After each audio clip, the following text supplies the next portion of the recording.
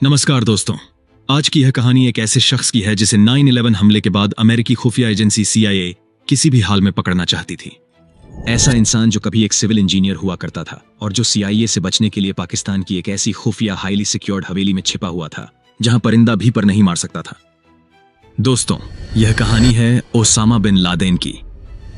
Where is Laden? The big question is where he is. Will CIA able to find him or not? 9/11 के बाद कई सालों तक Laden का पता न लगा पाने के बाद CIA ने एक सीक्रेट मिशन पर काम करना शुरू किया और उन्होंने अल कुवैती नाम के एक आदमी का पीछा करना शुरू किया जो एक समय पर लादेन के लिए काम करता था। और एक दिन CIA अल कुवैती का पीछा करती हुई पाकिस्तान के एबटाबाद के एक अजीब से कंपाउंड में पहुंच जाती है। CIA को लगता है कि उस कंपाउंड में लादेन रहता है और आखिरकार एक दिन उस अनजान घर में CIA को लादेन के जैसा ही एक आदमी टहलता हुआ दिखता है। इसके बाद CIA एबटाबाद के एक पाकिस्तानी डॉक्टर शकील के साथ मिलकर लादेन की आइडेंटिटी कंफर्म करती है। CIA का पहले तो यह प्लान था कि लादेन के ऊपर ड्रोन से हमला कर दिया जाए, लेकिन किसी वजह से वे यह प्लान कैंसिल कर देते हैं और वे अपने कमांडोज को लादेन को पकड़ने के लिए एबटाबाद भेजने का फैसला लेते हैं। तो दोस्तों, 3D एनिमेशन की मदद से यह जानने के लिए कि CIA ने कैसे इस पूरे सीक्रेट मिशन पर काम किया और कमांडोज ने कैसे लादेन को पकड़ने के रिस्की ऑपरेशन को सक्सेसफुली अंजाम दिया, इस वीडियो को बिना स्किप किए लास्ट तक जरूर देखें।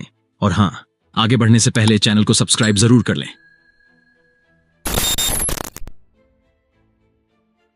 9/11 के बाद अमेरिकी खुफिया एजेंसी CIA अपनी पूरी कोशिश में लगी थी कि उन्हें लादेन से जुड़ा कोई इनपुट मिल सके। इस दौरान दर्जनों बार अफगानिस्तान में अमेरिका ने कई बंकरों की छानबीन की और उन्हें तबाह किया, क्योंकि आखिरी बार लादेन को अफगानिस्तान में ही देखा गया था। लेकिन लादेन तो दूर, उस तक पहुंचने का एक छोटा सा सबूत भी उन्हें नहीं मिल सका था। अफगानिस्तान में CIA कई फोन कॉल को ट्रेस करने के बाद भी लादेन का पता लगाने में कामयाब नहीं हो पा रही थी। इसकी एक वजह यह भी थी कि ईयर 1998 में एक फोन कॉल को ट्रेस कर अमेरिका ने लादेन पर हमला कर दिया था। उसके बाद लादेन इतना सतर्क हो गया था कि उसने फोन के साथ साथ इंटरनेट का इस्तेमाल करना भी बंद कर दिया था ताकि कोई उसे ट्रेस न कर सके। इससे लादेन तक पहुंचना CIA के लिए और भी ज्यादा मुश्किल हो गया था। जब CIA को कहीं से भी लादेन का कोई इनपुट नहीं मिला, तब CIA ऑफिसर्स ने ग्वांतानामो डिटेंशन सेंटर में अपनी इंक्वायरी शुरू की। ग्वांतानामो बे डिटेंशन सेंटर क्यूबा के साउथ ईस्ट में मौजूद था, जिसे 2002 में 9/11 हमले के बाद बनाया गया था और इसके ऊपर अमेरिकी डिफेंस डिपार्टमेंट का कंट्रोल था।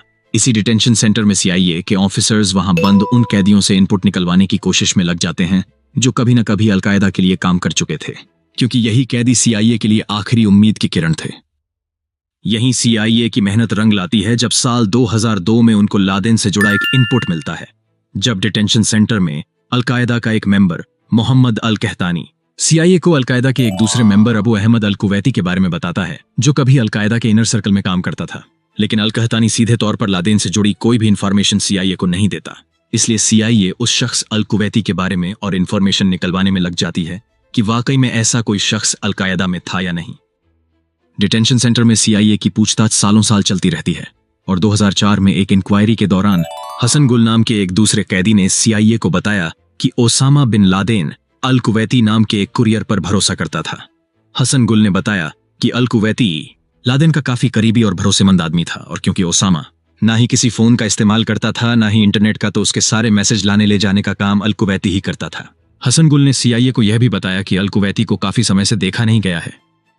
जब CIA ने देखा कि दोनों कैदी हसन गुल और मोहम्मद अल कहतानी की कहानी काफी मिलती जुलती है और दोनों की कहानी एक ही शख्स अल कुवैती पर जाकर टिकती है, इससे CIA को यह शक हुआ कि हो सकता है कि अबू अहमद अल कुवैती नाम का वो आदमी ओसामा बिन लादेन के साथ ही हो। क्योंकि CIA के पास ओसामा बिन लादेन के पास पहुंचने की और कोई लीड तो थी नहीं, तो उन्होंने ये डिसाइड किया कि कैसे भी लादेन के मैसेंजर अल कुवैती की इंफॉर्मेशन निकाली जाए। CIA को अपनी जांच में पता चला कि अल कुवैती एक पश्तून यानी कि पठान है जो कुवैत का रहने वाला था और अलकायदा से जुड़ने पर अफगानिस्तान में रहने लगा था और उसे आखिरी बार पाकिस्तान में ही देखा गया था। CIA को शक था कि अल कुवैती अपने परिवार से दूर रहता है, इसलिए वह कभी न कभी कुवैत में रह रहे अपने परिवार वालों से बातचीत तो करता ही होगा। इसलिए CIA कुवैत से पाकिस्तान आने वाली उन सभी कॉल्स को रिकॉर्ड करने लगते हैं जिसमें लोग आपस में पठानों की लैंग्वेज पश्तो यानी कि अफगानी में बातचीत करते थे। आखिरकार कई महीनों की मशक्कत के बाद CIA 2008 में एक ऐसे फोन कॉल को ट्रेस करती है जिसमें दो लोग आपस में अफगानी में बात कर रहे थे। उस फोन कॉल पर शक करने का कारण यह था कि उसमें लोग नॉर्मल तरीके से बात करने की बजाय एक कोड वर्ड में बात करते थे, और तो और वो फोन कॉल पाकिस्तान की एक ही लोकेशन पेशावर से किया जाता था। उस फोन कॉल को ट्रेस कर CIA अल कुवैती का पता लगा लेती है। अल कुवैती का पता चलने के बाद CIA के ऑफिसर्स और पाकिस्तान के ही कुछ लोग जो खुफिया तरीके से CIA के लिए काम करते थे, अल कुवैती का पीछा करना शुरू कर देते हैं। लेकिन साल 2 साल होने के बाद भी कुवैती से उनको कुछ खास इनपुट नहीं मिलता, क्योंकि अल कुवैती आम आदमी की तरह ही लोगों से मिलता जुलता था। उसके किसी काम को देखकर ऐसा नहीं लग रहा था कि उस पर शक किया जाए। लेकिन CIA के पास लादेन तक पहुंचने की कोई लीड तो थी नहीं, तो वे चुपचाप अल कुवैती का पीछा करना जारी रखते हैं। और यहीं से कहानी दिलचस्प तरीके से बदल जाती है। जब एक दिन अल कुवैती का पीछा करते हुए CIA ऑफिसर्स पाकिस्तान के एबटाबाद नाम की जगह पर पहुंच जाते हैं। एबटाबाद पहुंचने के बाद अचानक से अल कुवैती की एक्टिविटी काफी बदल जाती है। अल कुवैती वहां कई अलग अलग घरों में आता जाता है। CIA को यह समझ नहीं आ रहा था कि आखिर वह इतने अलग अलग घरों में क्यों जाता है, और आखिर उन घरों में ऐसा क्या है। CIA को यह भी लगने लगा था कि हो सकता है कि उनमें से किसी में अल कुवैती का कोई खास आदमी रहता हो। खैर, CIA ने अल कुवैती का पीछा करना जारी रखा। एक दिन CIA ने देखा कि अल कुवैती एबटाबाद की एक गंदी सी सड़क के सबसे आखिर में मौजूद कंपाउंड के गेट के सामने जाता है और उस अनजान से कंपाउंड में घुस जाता है। CIA काफी देर तक बाहर अल कुवैती का इंतजार करती है, पर इस बार अल कुवैती उस कंपाउंड से निकलकर बाहर नहीं आता। CIA के ऑफिसर्स उस कंपाउंड में झांकने की कोशिश भी करते हैं कि आखिर उस कंपाउंड के अंदर है क्या, पर उस कंपाउंड के बाहर बनी 12 फीट से भी ज्यादा ऊंची बाउंड्री के चलते उनको अंदर का कुछ अंदाजा नहीं चल पाता। लेकिन उनको यह समझ नहीं आता कि आखिर एबटाबाद जैसी शांत जगह पर उस कंपाउंड में ऐसा क्या है जिसके लिए चारों तरफ इतनी ऊंची बाउंड्री बनाई गई है। क्योंकि CIA को अब थोड़ा शक हो रहा था, इसलिए उन्होंने सोचा कि एबटाबाद के उस एरिया को थोड़ा और एक्सप्लोर किया जाए, थोड़ी और जानकारी जुटाई जाए कि वहां कंपाउंड के अंदर आखिर चल क्या रहा है। इसलिए CIA के एजेंट्स एबटाबाद में ही किराए का मकान लेकर रहने लगते हैं। जब CIA उस कंपाउंड की इंफॉर्मेशन निकालती है तो गूगल मैप से उनको पता चलता है कि जिस कंपाउंड में अल कुवैती घुसा है वो वहां पर साल 2008 में नहीं था और उसे साल 2004 में बनाया गया था। यानी कि अमेरिका पर हुए 9/11 हमले के बाद वो कंपाउंड बनाया गया था। इससे CIA का शक और बढ़ने लगता है और वो उस कंपाउंड का ड्रोन सर्विलांस शुरू कर देते हैं। ड्रोन सर्विलांस में CIA ऑफिसर्स को पूरा कंपाउंड कुछ ऐसा दिखाई देता था। उस कंपाउंड में एक 3 मंजिला मकान था जिसका फ्रंट एरिया रोड के अपोजिट डायरेक्शन में था और उस 3 मंजिला घर तक सीधे पहुंचने का कोई भी रास्ता नहीं था। यह मकान एबटाबाद के बाकी के मकानों से एकदम अलग तो था ही, एरिया वाइज भी वो आसपास के मकानों से 8 गुना तक बड़ा था, जिसमें अंदर और अलग अलग कंपाउंड बने हुए थे और उनके आसपास भी 10 फीट तक ऊंची बाउंड्री थी, जो CIA के लिए काफी अजीब बात थी। सर्विलांस में CIA ने यह भी देखा कि सिर्फ इस बीच के एरिया में बने 3 मंजिला मकान में ही लोग रहते थे और वो लोग बहुत कम बार घर के बाहर दिखाई देते थे। मेन कंपाउंड के बगल वाले कंपाउंड में उस घर के लोग सब्जी उगाते थे और सिर्फ उसी सब्जी का इस्तेमाल करते थे, वो कभी बाहर से सब्जी नहीं खरीदते थे। मेन कंपाउंड से लगे दूसरी ओर के एरिया में उस घर के लोग मुर्गी और गाय पालते थे। यानी उस कंपाउंड में ऐसी फैसिलिटी थी कि वहां के लोगों को किसी भी चीज के लिए कम से कम बाहर जाने की जरूरत पड़े। CIA के लिए सबसे अजीब बात यह थी कि बीच के 3 मंजिला घर की सबसे ऊपरी मंजिल की बालकनी की दीवारें 7 फीट ऊंची थी। CIA के हिसाब से जो जरूर किसी न किसी इंपॉर्टेंट आदमी को छिपाने के लिए बनाई गई थी। CIA को शक था कि उस घर में काफी लोग रहते हैं जो बाहरी लोगों की नजर में नहीं आना चाहते थे, और यही वजह थी कि वो लोग फोन और इंटरनेट का इस्तेमाल नहीं करते थे। उस घर में दिन में तो ज्यादा हलचल दिखाई नहीं देती थी, लेकिन वहां रात में बच्चों के रोने की आवाजें आती थीं। CIA ऑफिसर्स को यह लगता था कि हो ना हो दिन में शायद अंदर मौजूद बच्चों को किसी प्रकार की नशीली दवा देकर सुला दिया जाता हो। CIA ने वहां एक और चीज ऑब्जर्व की, वो ये थी कि उस घर के लोग कभी कचरा बाहर नहीं फेंकते थे, बल्कि उसी कंपाउंड में कचरे को जला दिया करते थे जहां मुर्गियां और गाय पाली जाती थीं। और उस कंपाउंड की एक और खास बात यह थी कि वहां सिर्फ एक ही मेन गेट था और उसी मेन गेट से अंदर जाने पर सामने 3 दरवाजे पड़ते थे जिनसे अलग अलग कंपाउंड में जाया जा सकता था। यानी कि कोई भी कंपाउंड एक दूसरे से सीधा कनेक्टेड नहीं था। उस घर की ये सब अजीबोगरीब चीजें CIA का शक और मजबूत कर रही थी। इसके बाद टीम कई महीनों तक उस घर का ड्रोन सर्विलांस करती रही और खुफिया जानकारी इकट्ठा करती रही। CIA को यह भी लगने लगा था कि हो सकता है कि उस कंपाउंड में लादेन हो और उसको इतना सिक्योर लादेन को लोगों की नजर से बचाने के लिए बनाया गया हो। आखिर कई महीनों के ऑब्जर्वेशन के बाद CIA को घर की तीसरी मंजिल पर एक शख्स घूमता हुआ दिखाई देता है जो पारंपरिक कुर्ते पायजामे में था और उसका पहनावा लादेन से मिलता जुलता था। CIA उस शख्स की हाइट हेल्थ का मिलान जब लादेन की हाइट हेल्थ से करती है तो वे चौंक जाते हैं, क्योंकि बालकनी में घूम रहे उस शख्स की कद काठी पूरी तरह से लादेन से मेल खा रही थी। CIA को लगा जैसे वो अपनी मंजिल के करीब पहुंच चुके हैं, लेकिन CIA ये जानती थी कि लादेन बहुत शातिर आदमी है। वह अपने हमशक्ल का इस्तेमाल कर कई बार खुफिया एजेंसियों को धोखा दे चुका था, इसलिए CIA इस बार अपनी ओर से कोई चूक नहीं करना चाहती थी। CIA चाहती थी किसी भी तरह से यह कंफर्म हो जाए कि बालकनी और गार्डन एरिया में घूमने वाला वो शख्स लादेन ही है। लादेन की आइडेंटिटी कंफर्म करने के लिए CIA एबटाबाद में ही रहने वाले एक पाकिस्तानी डॉक्टर शकील अफरीदी के साथ मिलकर एक प्लान बनाती है, डॉक्टर शकील एक वक्त पर एबटाबाद में अमेरिकी पोलियो टीकाकरण प्रोग्राम का हेड था। प्लान के अकॉर्डिंग डॉक्टर शकील को फेक पोलियो वैक्सीनेशन के बहाने उस कंपाउंड के अंदर जाना था और घर के अंदर मौजूद बच्चों का सैंपल लाना था। डॉक्टर शकील पोलियो वैक्सीनेशन के बहाने उस कंपाउंड के बाहर पहुंचते तो हैं, लेकिन बड़ी मुश्किल से उनको अंदर जाने की परमिशन मिलती है। खैर, वैक्सीनेशन के बहाने डॉक्टर शकील बड़ी ही चालाकी से वहां मौजूद बच्चों के सैंपल लेने में कामयाब हो जाते हैं, लेकिन इस बात की भनक वहां मौजूद लादेन के परिवार वालों को नहीं पड़ती। फाइनली जब उन सैंपल का डीएनए टेस्ट किया जाता है तो ये कंफर्म हो जाता है कि उस कंपाउंड में मौजूद बच्चे लादेन के परिवार के ही हैं, और सीआईए पूरी तरह आश्वस्त हो जाती है कि बालकनी और गार्डन में घूमते दिखाई देने वाला शख्स कोई और नहीं बल्कि लादेन ही है। और इस तरह सीआईए आखिरकार लादेन का पता लगाने में कामयाब हो ही जाती है, जिसके बाद सीआईए सीधे ही ये मैसेज यूएस प्रेसिडेंट हाउस तक पहुंचा देती है। आखिर 1 दशक से भी ज्यादा समय के बाद अमेरिका को लादेन की इंफॉर्मेशन मिली थी। इस खबर के मिलते ही उस टाइम अमेरिका के प्रेसिडेंट बराक ओबामा तुरंत ही अपने सुरक्षा सलाहकार के साथ सीक्रेट मीटिंग बुलाते हैं। लादेन को पकड़ने की योजना में प्रेसिडेंट बराक ओबामा काफी सतर्कता बरतना चाहते थे, क्योंकि वो जानते थे कि लादेन को पकड़ने का उनका ये पहला और आखिरी मौका हो सकता है।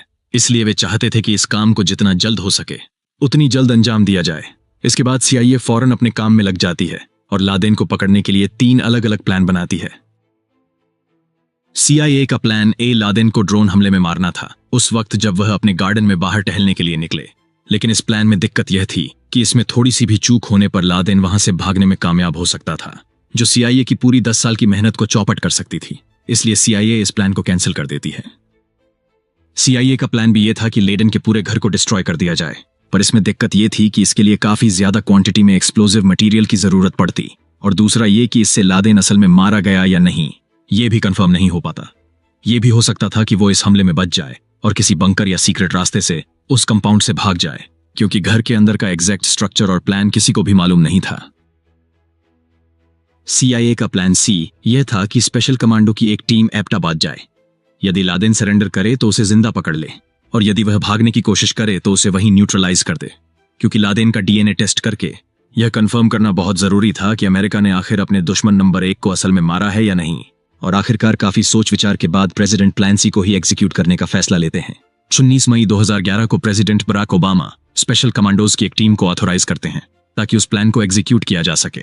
इस ऑपरेशन को एग्जीक्यूट करने के लिए अमेरिकन कमांडोज ने स्पेशली 2 अलग अलग जगह पर ट्रेनिंग भी की थी, जहां ओसामा की वजीरिस्तान हवेली की तरह ही सेम मॉडल की बिल्डिंग बनाई गई थी।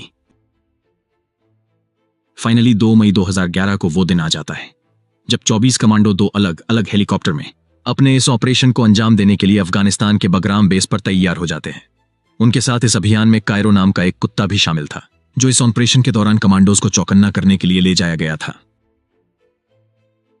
इस अभियान में कमांडोज की टीम जिन हेलीकॉप्टर का इस्तेमाल करने वाली थी वो स्टेल्थ टेक्नोलॉजी वाले हेलीकॉप्टर थे, जिन पर पेंट की ऐसी लेयर चढ़ाई गई थी जिससे ये अपने ऊपर पड़ने वाली रेडिएशन को एब्जॉर्ब कर लेते थे, जिससे ये रडार की पकड़ में नहीं आते थे। साथ ही ये शोर तो कम करते ही थे, काफी नीचे से उड़ान भरने में भी कैपेबल थे। अब आगे की पूरी कहानी मैं पाकिस्तानी टाइम जोन के हिसाब से बताऊंगा। 1 मई रात के करीब 11 बजे के आसपास कमांडोज हेलीकॉप्टर में अफगानिस्तान के बगराम बेस से जलालाबाद बेस के लिए उड़ान भरते हैं, जो पाकिस्तान बॉर्डर के एकदम नजदीक था, और ठीक 12:15 पर वो जलालाबाद से एबटाबाद की ओर निकलते हैं। रात के अंधेरे में 12:30 पर कमांडोज की टीम एबटाबाद पहुंच जाती है। प्लान के अकॉर्डिंग पहले हेलीकॉप्टर को कंपाउंड के अंदर लैंड करना था। जब पहला हेलीकॉप्टर कंपाउंड में उतर रहा था, उसी वक्त लैंडिंग के दौरान उसका बैलेंस बिगड़ जाता है, जिससे उसका पिछला हिस्सा कंपाउंड वॉल से टकरा जाता है और उस हिस्से में आग लग जाती है। हालांकि उसमें मौजूद सभी कमांडो जल्दी से सेफली बाहर निकल आते हैं और वो सभी बिना देर किए उस एरिया की तरफ बढ़ने लगते हैं जहां लादेन रहता था, क्योंकि कमांडोज उस घर में रह रहे लोगों को संभलने का कोई भी मौका नहीं देना चाहते थे। इसके थोड़ी देर बाद ही दूसरा हेलीकॉप्टर कंपाउंड के बाहर सेफली उतरता है और उसमें से देखते ही देखते सभी कमांडो बाहर निकलकर सीधे कंपाउंड की तरफ बढ़ने लगते हैं। जिस वक्त सील कमांडोज इस ऑपरेशन को अंजाम दे रहे थे, इसकी live footage president Barack Obama और उनके सुरक्षा सलाहकार भी देख रहे थे। 12:32 यानी कि लैंडिंग के 2 मिनट बाद ही कमांडो की पहली टीम ग्राउंड फ्लोर के मेन दरवाजे के बाहर पहुंच चुकी होती है। टीम ग्राउंड फ्लोर के मेन दरवाजे को तोड़कर जैसे ही अंदर जाती है, कमांडो को देखते ही अल कुवैती उनके ऊपर फायरिंग कर देता है, जिसके जवाब में सील कमांडो उसे वहीं न्यूट्रलाइज कर देते हैं। उसी वक्त अल कुवैती का भाई अबरार फायरिंग की आवाज सुनकर अपने कमरे से बाहर निकल आता है, जिसे बिना वक्त गंवाए सील कमांडो अपना टारगेट बना लेते हैं। ठीक उसी समय अबरार की पत्नी बुशरा भी घबराकर बाहर अबरार को देखने आती है, जिसे सील कमांडो वहीं न्यूट्रलाइज कर देते हैं। ग्राउंड फ्लोर पर सक्सेसफुली ऑपरेट करने के बाद सील कमांडो की टीम सीढ़ियों से चढ़कर पहले फ्लोर की तरफ बढ़ने लगती है। जब वे ऊपर की ओर जा रहे होते हैं उसी वक्त उनका सामना ओसामा के बड़े बेटे खालिद बिन लादेन से होता है। सील कमांडो वहीं पर खालिद बिन लादेन को अपने टारगेट पर ले लेते हैं और इस तरह कमांडो की दूसरी टीम पहला फ्लोर क्लियर कर देती है। अब ऊपर की ओर सिर्फ एक फ्लोर बाकी था जहां लादेन रहता था। सील कमांडो की टीम जब दूसरे फ्लोर की ओर ऊपर जाती है उस वक्त ओसामा बिन लादेन दरवाजे के पीछे से बाहर की ओर झांक रहा होता है। कमांडोज को देखते ही ओसामा बिन लादेन झट से दरवाजा बंद कर लेता है।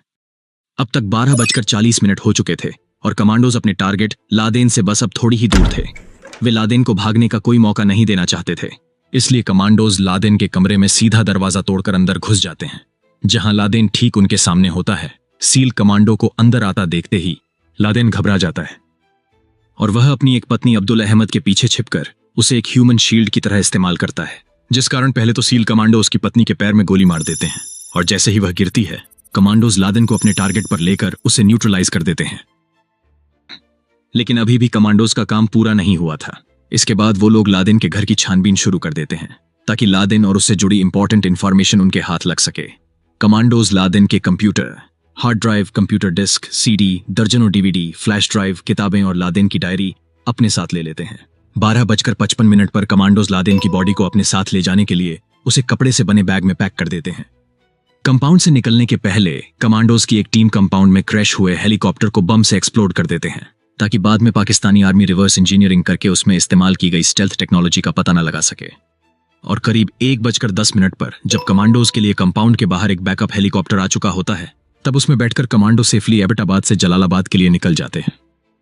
यानी कि सिर्फ 40 मिनट के अंदर ही पूरे ऑपरेशन को सक्सेसफुली अंजाम दे दिया जाता है। फाइनली अफगानिस्तान पहुंचने के बाद ओसामा बिन लादेन का डीएनए टेस्ट किया जाता है और डीएनए टेस्ट के बाद अमेरिकी प्रेसिडेंट बराक ओबामा ये ऐलान कर देते हैं कि ओसामा बिन लादेन अब नहीं रहा और इस तरह अमेरिका 9/11 का अपना बदला पूरा करने में कामयाब हो जाता है। तो दोस्तों, कैसी लगी ये इन्फॉर्मेशन? यदि ये एनिमेटेड वीडियो अच्छा लगा हो तो वीडियो को लाइक करें और चैनल को सब्सक्राइब करें ताकि आने वाली ऐसी ही 3D एनिमेटेड वीडियो की इन्फॉर्मेशन आप तक पहुंच सके। धन्यवाद।